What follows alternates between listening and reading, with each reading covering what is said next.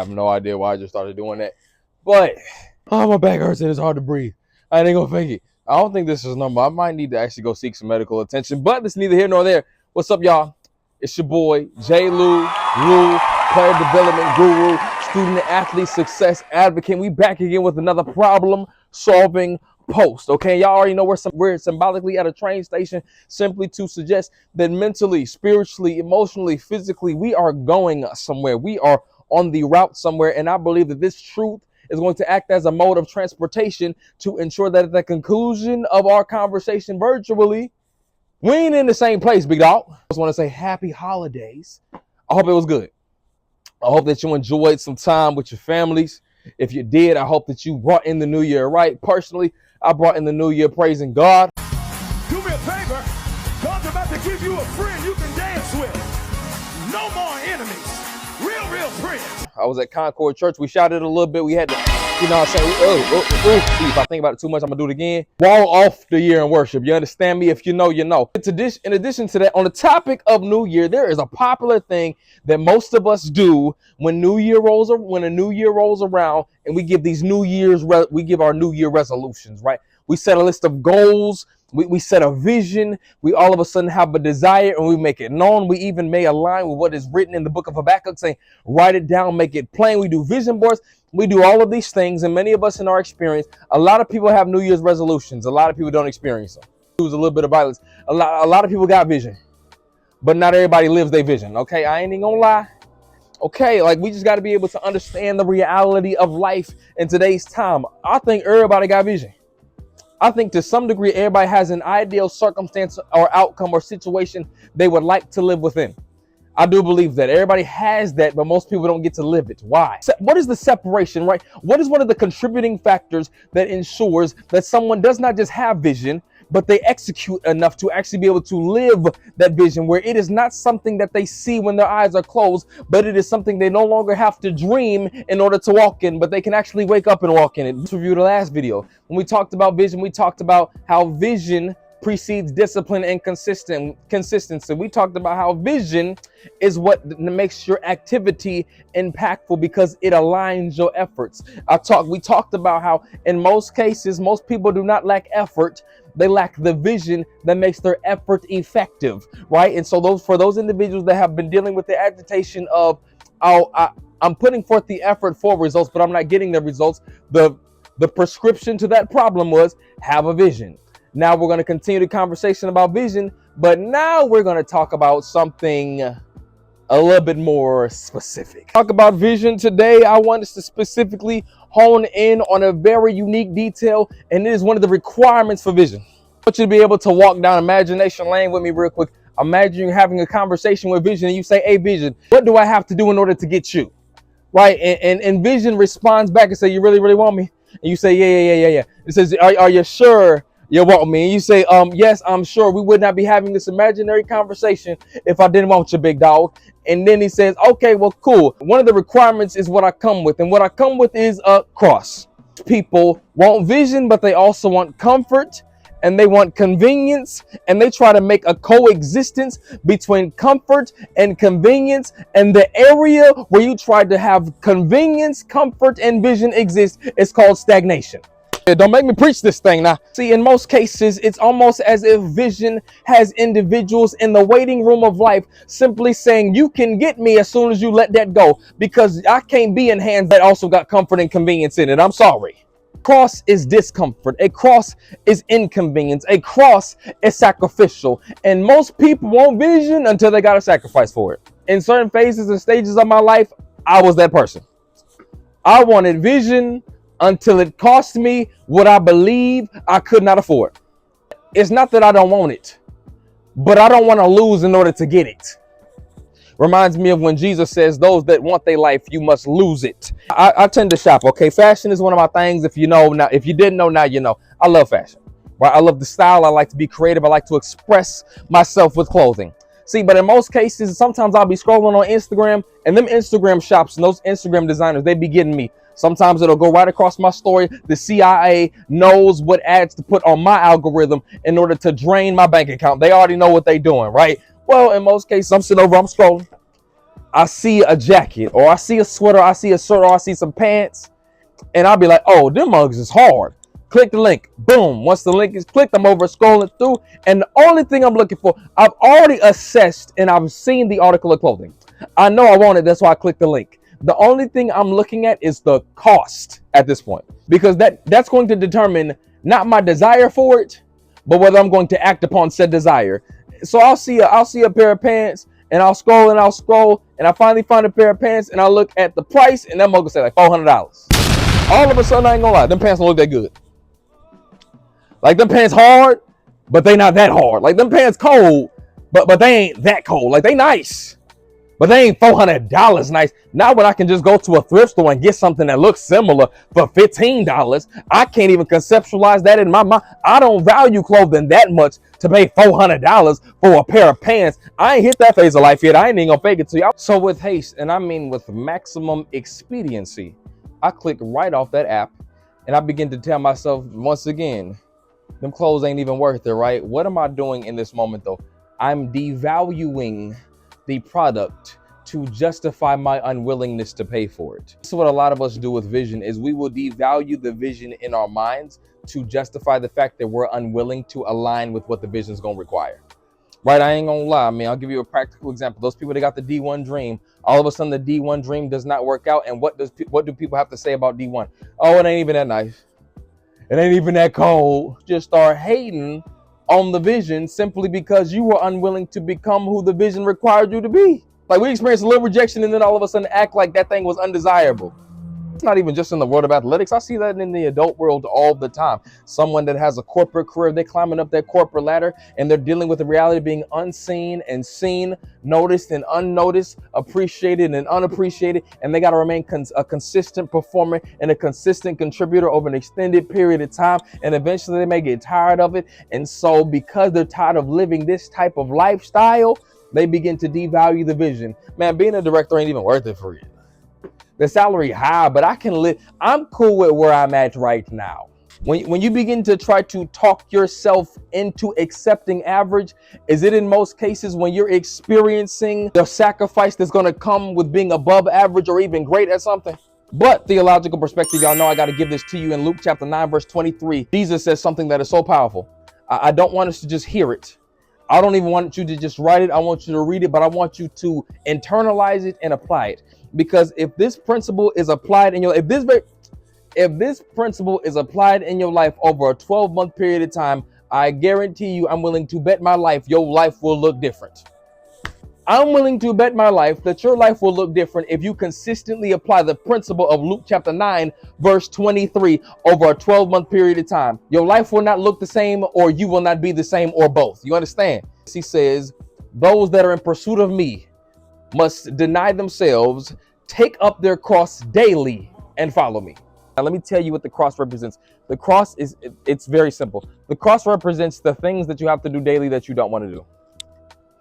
I'm gonna lie, the cross represents the decision you don't want to make. Cross represents the discipline you don't want to have. The cross represents the commitment that is inconvenient. The cross represents the discomfort you don't want to deal with. The cross represents the relationship you might have to leave. The cross represents the thing that you want that you might have to say no to. The cross represents the place that you want to go that you may not be able to go. Even in this context, as Jesus means it, in the old Roman society, the cross represented death. Most people on the cross did not come off of that cross alive. Okay, so now let me go ahead and put this in the symbolic terms. That vision, I don't know what it is for you. If you're an athlete, it could be that D1 dream. It could be the athletic aspiration, even beyond collegiate aspirations. It could be the corporate career or the entrepreneurial venture. Whatever this vision that you have is, I'm telling you, it's coming with a cross. And the thing that's going to have to be on that cross is not your physical body, but your preferences. Yeah. Some of your undisciplined desires, some of what you have been used to and accustomed to ever since you was a kid. And the reason it's important to preface this before the pursuit of vision is so that when you get met with the cost of vision, you are not surprised. Most people get knocked out in the pursuit of vision because of the hit they don't see coming. So Jesus is literally saying, if you're going to pursue me, I'm going to tell you that the reality of pursuing me is going to be difficult. Now, mind you, it was very important that Jesus did this. Why? I'm gonna draw the parallel to our athletic and our adulthood life in a second. But why was it important that Jesus would say this at this time in Luke chapter 9? Because all the way up until this point, he was the healer. He was the miracle worker. He was the gift giver. There was a lot of joy associated with the name of Jesus. And Jesus is saying, in this moment, I need to inform you on another aspect of me, because if you only know me as the healer, that's incomplete. You can't say you know me if you don't know all of me. The same way when it comes to the D1 dream, the same way when it comes to the vision, the goal, the aspiration. You can't say that you want it if you don't want everything that it's coming with. Even relationally, there are some people that will come with things that you like and dislike. If you can't deal with what they dislike, don't fool yourself into thinking that you still want to deal with them. I'm just saying. Everybody got a desire. Everybody does not have endurance. As a matter of fact, when people hung up on crosses, it was public. There was shame that was associated with the cross. In the same way, in the pursuit of this vision, whether it be athletically, personally, professionally, entrepreneurially, whatever it is, I'm telling you that one thing you're going to have to be prepared for when it comes to the cross is the shame that may be associated with when you start to carry it. I know you want to go D1, and I know that you want to go to a higher level, and I know you want to do great things with your life, but are you willing to look dumb? And are you willing to be different and look dumb? Because see, everybody, we sing songs like I'm different. Yeah, I'm different. I just stand out. I'm just a different. I'm built different. I'm different. See, everybody wants to be different until they have to do something different. See, everybody want to be different until it's Friday and everybody's headed to the same place except you. Everybody want to be different until we at the restaurant and everybody eating a similar thing except you. Everybody wants to be different until it's a Saturday and everybody's doing a similar thing, responding to some of the same messages except you. See, be different in the moments when it's inconvenient. See, I don't want you to be different when it look good. Being different, see, y'all gonna activate the preacher in me. Being different doesn't look good. Being different is not always convenient and comfortable. Being different is not always affirmed and praised by people. In most cases, in the context that Jesus means it, in the context for the vision that you're going to walk in, being different look dumb. I'll even provide the personal testimony. What did the cross look like in my athletic journey? The cross, I've already described this before. The cross, what it looked like in my athletic journey. Dog, I wanted to go to the parties. I promise you I did, but I couldn't. Because vision told me no before the opportunity presented itself for me to say no to it. Dog, I wanted to answer the late night text messages and be in somebody's room watching Netflix playing around. I'm telling you, I did. Bruh, I ain't gonna lie. Whether it was in junior college or college, dog, track women, I was a track athlete. Women that run track are some substantially pretty women. I'm not going to lie to you. I wanted to answer the message. I wanted to respond and I wanted to go to said room, but vision said no.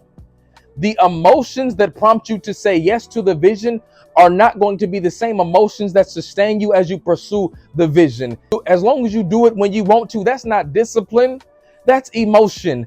Discipline steps in when emotion leaves the room. And most of us, when it comes to the pursuit of the vision, the reason why the pursuit does not survive is because when emotion leaves the room, discipline is not stepping in and commitment is not stepping in. And I want you to understand that when emotion steps out and now what you feel is inconsistent with what you once said, these are not the moments to quit. These are the moments where discipline and commitment is cultivated. I'm trying to tell you that there are moments where discipline is going to the weight room of your life, and you are mistaking those moments for moments where you need to turn around because it's hard.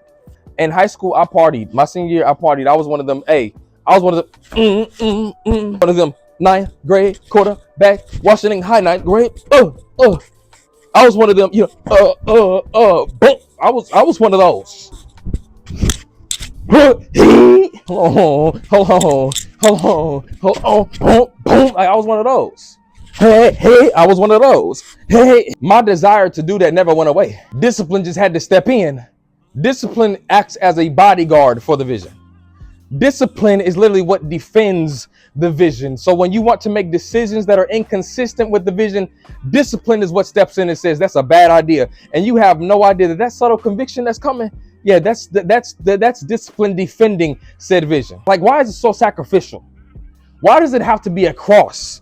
A cross is extreme. Why do I have to die for it? Why do my preferences have to die? Why do certain relationships have to die? Why do certain desires have to die daily? Matter of fact, in the text, Jesus clearly says, one must deny themselves, but then daily take up this cross. Now, daily, that means ain't nobody putting the cross on you and then you walking. Daily taking it up means you're making the deliberate decision to walk with this cross. You're making the deliberate decision to be disciplined. But I want you to notice that he says, so daily you got to take up the cross. It's multiple times. That's multiple decisions. But it's multiple decisions created by one overall decisions, denying oneself. So the self-denial only happens one time. You make up in your mind to deny yourself, meaning your preferences are no longer your priority. Your desires are no longer what drives you. Discipline and vision now does that, because denying oneself is the decision that predetermines the daily decision. I know this sounds difficult, and this is part where now the vision sounds unaffordable. It sounds expensive. Yes, vision is expensive, but not fulfilling the vision that God has given you is even more expensive to the earth. It's even more expensive to the families that will be blessed by you walking in that vision. It's even more expensive to the family that is going to be blessed by your vision. It's even more expensive to the athletes that need the leader that you're supposed to be. It's even more expensive to the individuals in the corporate world that need the employee or the manager or the director that you've been called to be. It's even more expensive to the people that will not be blessed by the product that you're supposed to produce as an entrepreneur. Yes, vision is expensive, but it's going to be even more costly to the individuals that were literally called to be beneficiaries of your calling. Most of us, the vision sounds like it's unaffordable. It sounds mad expensive. Let me help you, because most people think it's unaffordable. I don't have the capacity for it. I don't have the capacity. It's difficult. I don't have the capacity. You don't have a capacity problem. You got a willingness problem. If you have the willingness, the capacity gonna come. You know why willingness is so powerful when it comes to the vision? Because if you're willing, whatever capacity you think you have, all you gotta do is be in a situation that calls for a greater capacity, and your predetermined yes will unlock a different type of capacity. I'm trying to tell somebody. But when you got a willingness, the second you're in the situation that demands more, for some odd reason, you start to find out you got more. Now, you didn't just gain more. More did not just come out of nowhere. It was in you already. It just took the right circumstance and the right amount of difficulty to unlock it. Sometimes I'm going to put it to you like this. Sometimes you're over there lifting weights and life adds a 45 when you already in the push position. That's more for my athletes. Imagine you sitting over there, you lifting your weights, you doing your thing. You got 225 pounds on that bar. You squatting. 225 pounds, that's light work. You repping that out. You might be able to do some jump squats with that. We hang cleaning that. And all of a sudden you squatting. You get down in that position like this. And you sitting there. And life just added 45 on each plate. As much as I didn't want you to do that, I'm in a position where I'm going to have to get up. Like, the only thing for me to do in this position is get up. Now, I didn't know I could squat 315. Well, I can. I ain't gonna lie, I rep that. But if you didn't know you could squat 315 for some odd reason, now that you're in a position where you got to, you find out that you can. Okay. When it comes to vision and this cross, my last encouragement to you is gonna be simply this. The one thing you need to be above all else is just willing. I'm not saying you gotta be talented. I'm saying talent is good. Having physical ability is good. In the business world, having soft skills, having a skill set, that's great. As a matter, I would encourage you to have that, especially if you're providing people with a service. Even if you're in the corporate world, if you are exchanging your skill set for compensation in the realm of a corporation, I would suggest that you have a great skill set to justify them paying you. I'm not saying don't have that. What I am suggesting is this. When it comes to aligning with the vision and carrying the cross that's coming with the vision, it's going to get heavy. It's going to be difficult. It's going to be inconvenient. It's going to be uncomfortable. Sometimes you ain't going to talent your way through this cross.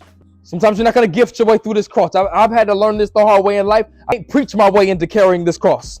Preaching helps, but it don't carry the cross. At some point, you got to be willing.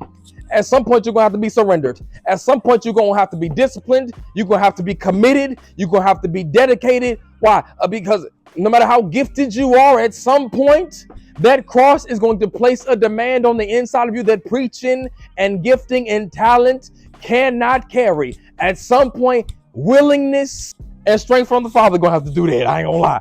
But to answer the last question, and I got to close, I promise. When we say, man, why does it have to cost so much? Why does it have to be expensive? Why does it have to be sacrificial? It's for this very reason right here. You don't value vision that you did not have to invest in. I might as well get up out of here on that note. You're not going to value the vision that you did not have to put an investment in.